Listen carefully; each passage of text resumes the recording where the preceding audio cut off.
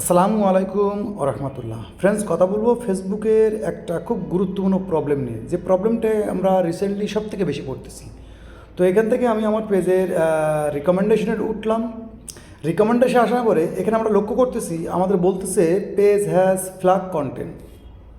আর এটা কেন আসে, কী জন্য আসে, আর এর কিন্তু অনেক ধরনের সমস্যা আছে। এটা কীভাবে সলভ করা যায় সেই ফুল প্রসেসিংটা আপনাদেরকে এই ভিডিওতে দেখানোর চেষ্টা করব।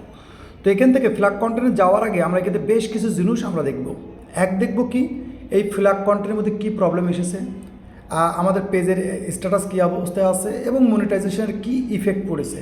এক ধরনের বলতে পারেন রিস্ট্রিকশন পড়ে গেছে কিন্তু, কারণ যখন আপনার ফ্ল্যাগ কন্টেন্ট আসবে এটা এক ধরনের স্ট্রাইক হতে পারে, এক ধরনের ক্লেম হতে পারে। তো এটা কিন্তু দুই ক্যাটাগরি, তো যে ক্যাটাগরি হবে সেই অনুযায়ী কাজ হবে। ওকে, তো প্রথমত যদি আপনি ফ্ল্যাগ কন্টেন্ট দেখেন, তো আমি কিন্তু রিভিউ কন্টেন্টের মধ্যে ক্লিক করলাম, ঠিক দেখতেছি আমাদের বেশ কটা কন্টেন্টের উপরে ফ্ল্যাগ এসেছে, 3টা। ওকে, এবং এর মধ্যে যদি আমরা পেজের স্ট্যাটাস দেখি, তো পেজের উপরে কোনো ইফেক্ট নাই কিন্তু, যদি কিন্তু লক্ষ্য করেন পেজ কিন্তু গ্রিন আছে। ওকে, তার মানে পেজের উপর কোনো প্রভাব পড়ে নাই। ওকে, তো কিন্তু আমরা একটু ব্যাকে আসবো, আসার পরে এখন আসবো মনিটাইজেশন টুলসের মধ্যে। যদি মনিটাইজেশন টুলসের মধ্যে আসি, তো এখানে বড় ধরনের ইফেক্ট আমরা লক্ষ্য করতে পারবো 3টা। ওকে, এখানে দেখতেছে পেজ নট এলিজিবল আর এলিজিবল কান্ট্রি। ওকে, এটা কী জন্য তা আমরা একটু লক্ষ্য করি। এখানে কিন্তু খুব সুন্দর বড় করে পপ আপ রয়েছে, যেখানে বলতেছে রিস্ট্রিক্ট মনিটাইজেশন হয়ে গেছে, অর্থাৎ পার্টনার মনিটাইজেশন পলিসি চলে আসছে, এক ধরনের পলিসি ইস্যু। এটা কিন্তু বুঝতে হবে যে মূল ইফেক্টটা কিন্তু ইন এলিজিবল কান্ট্রি, অর্থাৎ এখানে এমন একটা মনিটাইজেশন টুলস অন করা আছে যেটা এই দেশে অর্থাৎ বাংলাদেশের মধ্যে অ্যাভেলেবেল নাই। সেটা কি? সেটা হচ্ছে ফ্যান সাবস্ক্রিপশন। এটার জন্য কিন্তু একটা ইস্যু এসেছে। তো এটা যখন সলভ হয়ে যাবে তখন এটা উপরেটা গ্রিন হয়ে যাবে।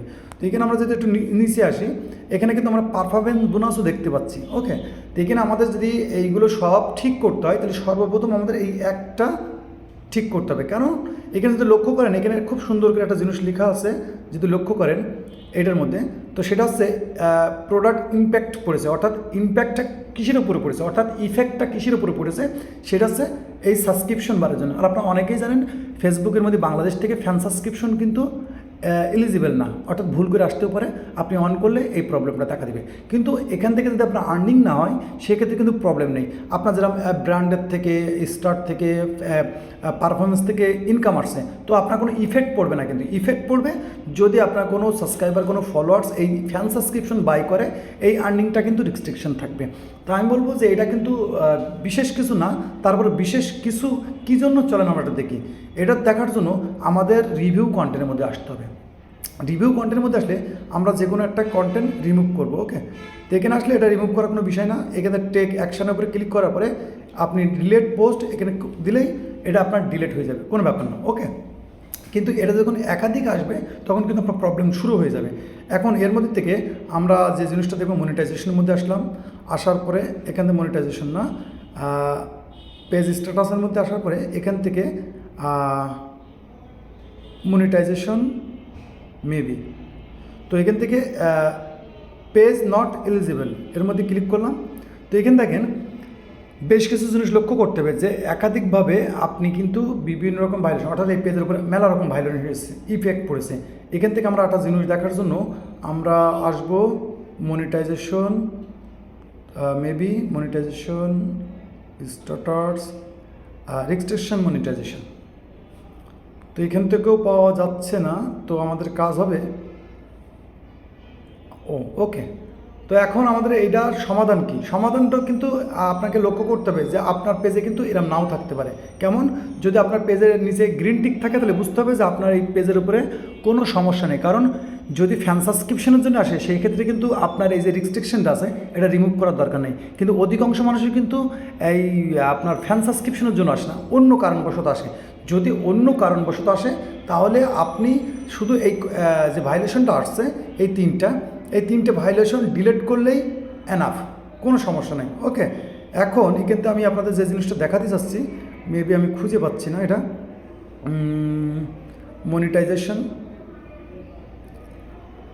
মনিটাইজেশনের মধ্যে আসাতে এখানে আপনারা লক্ষ্য করতেছি এখানে কী বলতেছে ইম্প্যাক্ট। ওকে, তো এটা রিমুভ করতে হবে কীভাবে? ভিউ টুলসের মধ্যে আসতে হবে। আসার পরে আপনাকে খুঁজে বের করতে হবে যে ইম্প্যাক্টটা কিসের উপরে। হয়তো আপনার কোনো একটা ভিডিওর উপরে ভাইলেশন এসেছে, তো একটু স্ক্রল করেন, স্ক্রল করে নিচেই দেখেন যে কোনো আছে কিনা, কারণ এটা আপনার নিচেই শো করবে, আর না হলে কোনো এক জায়গায় শো করবে ইম্প্যাক্টটা। অর্থাৎ এই ইম্প্যাক্টটা যখন আসবে তখন আপনার কোনো একটা ভাইলেশন আসছে, কিন্তু এখানে আপনার কিছুই পাবেন না, কারণ এটা কিন্তু এই যে ফ্যান সাবস্ক্রিপশন, এই ফ্যান সাবস্ক্রিপশনের জন্য আসছে। এই জন্য ফ্যান সাবস্ক্রিপশনের জন্য যদি কোনো ইম্প্যাক্ট পড়ে, তো সেই ক্ষেত্রে আপনার টেনশনের কোনো কারণ নেই। আপনি জাস্ট যে ভিডিওর মধ্যে এসেছে সেই ভিডিওটা আপনি ডিলিট করে দেবেন, ব্যাস এনাফ, ওকে।